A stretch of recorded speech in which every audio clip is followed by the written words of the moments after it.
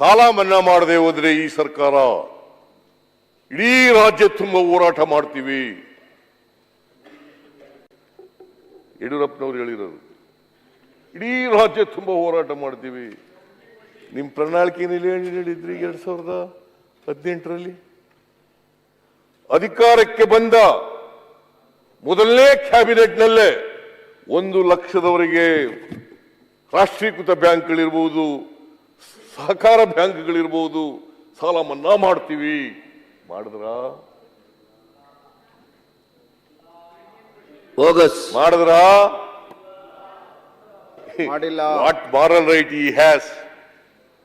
What moral right has?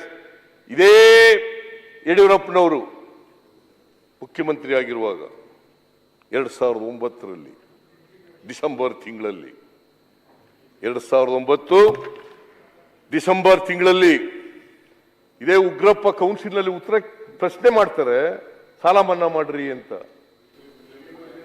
ಯಡಿಯೂರಪ್ಪನವ್ರು ಏನ್ ಹೇಳಿದ್ದಾರೆ ಗೊತ್ತಾ? ನಮ್ಮ ಹತ್ರ ಪ್ರಿಂಟಿಂಗ್ ಮಿಷಿನ್ ಇದೆಯಾ? ಎಲ್ಲಿಂದ ತರಲಿ ದುಡ್ಡು?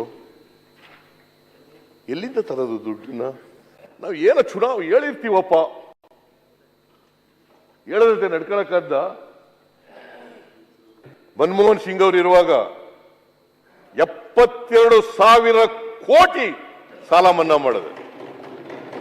ನಾನು ಮುಖ್ಯಮಂತ್ರಿ ಆಗಿರುವಾಗ 50,000 ರೂಪಾಯಿವರೆಗೆ ಸಾಲ ಮನ್ನಾ ಮಾಡಿದೆ.